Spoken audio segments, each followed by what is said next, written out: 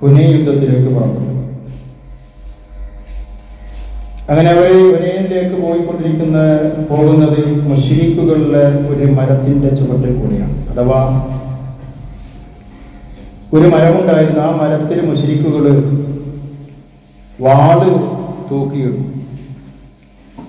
അവരുടെ വിശ്വാസം ഈ മരത്തിൽ ഞങ്ങൾ വാള് തൂക്കിയിട്ടാൽ ഞങ്ങൾ യുദ്ധത്തിൽ വിജയിക്കും എന്നതാണ്. ആ ഒരു മരത്തിന്റെ ചുവട്ടിൽ കൂടി ഇങ്ങനെ പോകുമ്പോൾ അവർ നബി സല്ലല്ലാഹു അലൈഹി വസല്ലമയോട് പറഞ്ഞു, യാ റസൂലല്ലാഹ് ഇജ്അൽ ലനാ ദാതു അൻവാത്തിൻ കമാ ലഹും ദാതു അൻവാത്ത്. അവർക്ക് ആ മരത്തിന്റെ പേര് ദാതു അൻവാത്ത്. അവർക്ക് ദാതു അൻവാത്ത് ഉള്ളതുപോലെ ഞങ്ങൾക്കും ഒരു മരം പുണ്യത്തിന് വേണ്ടിയിട്ട് ഉണ്ടാക്കി തരണം. അവരാ മരത്തിൽ ഈ മരത്തിൽ അവര് വാള് തൂക്കിയിട്ട് പുണ്യം നേടുന്നു. അതുകൊണ്ട് അതുപോലെ ഒരു മരം ഞങ്ങൾക്കും വേണം നബിയെ എന്ന് പറഞ്ഞപ്പോ നബി സല്ലല്ലാഹു അലൈഹി വസല്ലമക്ക് വല്ലാതെ വേദനയുണ്ടായി. റസൂലുള്ളാഹി സ്വല്ലല്ലാഹു അലൈഹി വസല്ലമ പറഞ്ഞു, സുബ്ഹാനല്ലാഹ് ഹാദാ കമാ ഖാല ഖൗമു മൂസ. ഇത് മൂസ നബി അലൈഹിസ്സലാമിന്റെ ജനത പറഞ്ഞതുപോലെയാണല്ലോ നിങ്ങൾ ഈ പറയുന്നത്. മൂസ നബി അലൈഹിസ്സലാമിന്റെ ജനത പറഞ്ഞൊരു വാക്കുണ്ട്. പരിശുദ്ധ ഖുർആൻ ആ കാര്യം വളരെ കൃത്യമായിട്ട് പറഞ്ഞു തരുന്നുണ്ട്. വജാവസിനാ ബിബനി ഇസ്രായീലൽ ബഹർ. ഫിർഔനിന്റെ മുന്നിൽ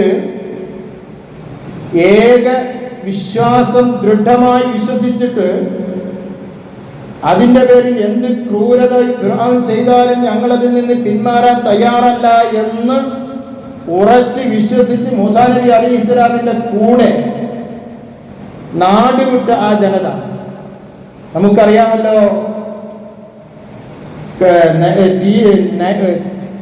സമുദ്രത്തിന്റെ തീരത്ത് വന്നുകൊണ്ട് ഇനി അങ്ങോട്ട് എങ്ങനെ പോകും എന്നത് ചിന്തിച്ചപ്പോൾ മൂസ നമ്മളെ പിടിച്ചത് തന്നെ എന്ന് പറഞ്ഞു.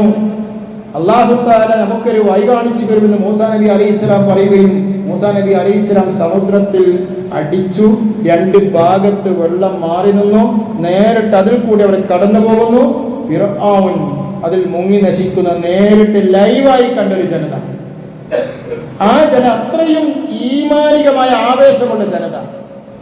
അവരാണ് ആ സമുദ്രം കടന്ന് അപ്പുറത്തെത്തിയപ്പോ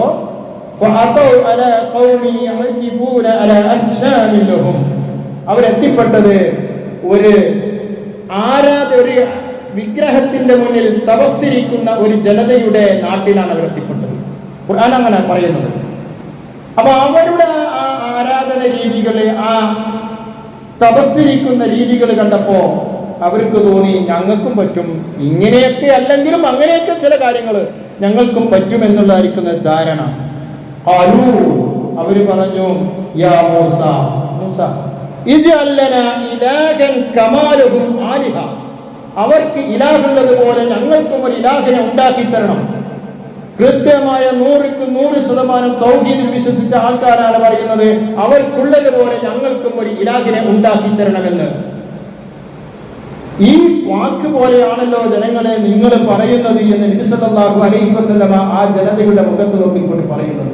അതുകൊണ്ട് പ്രിയപ്പെട്ടവരെ, തൗഹീദ് നഷ്ടപ്പെട്ടു പോകുന്ന ചില രീതികളും ചില വഴികളുമാണ് ഞാൻ സൂചിപ്പിച്ചത്.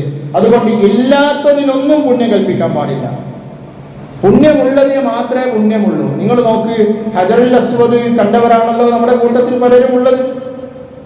ഹജറുൽ അസ്വദ് തവാഫിന്റെ സമയത്ത് ചുംബനം നടത്തണമല്ലോ. റസൂലുള്ളാഹി സ്വല്ലല്ലാഹു അലൈഹി വസല്ലം അതിനെ ചുംബിച്ചിട്ടുണ്ടല്ലോ. ഉമർ ബിൻ ഖത്താബ്, അബൂബക്കർ സിദ്ദീഖ് റളിയല്ലാഹു അൻഹു പറയുന്നുണ്ട്, ഹജറുൽ അസ്വദിനെ ചൂണ്ടിയിട്ട്, നീ ഒരു കേവലം കല്ലാണെന്ന് എനിക്കറിയാം, നിനക്കൊരു ദിവ്യത്വവുമില്ല എന്ന് എനിക്കറിയാം, പക്ഷേ നിന്നെ ഞാൻ ചുംബിക്കുന്നത് അള്ളാഹുവിന്റെ റസൂൽ ചുംബിച്ചത് കൊണ്ടാണ്. നിങ്ങൾ നോക്ക്, അദ്ദേഹത്തിന്റെ ഈമാൻ അദ്ദേഹം ഉറപ്പിക്കുകയാണ്. ആ കല്ലിന് ബഹുമതിയുണ്ട്. അത് ബഹുമതി ഇത്ര മാത്രമേ ഉള്ളൂ. റസൂലുള്ളാഹി ചുംബിച്ചു എന്നതുകൊണ്ടാണ് അതിനെ ചുംബിക്കുന്നത്.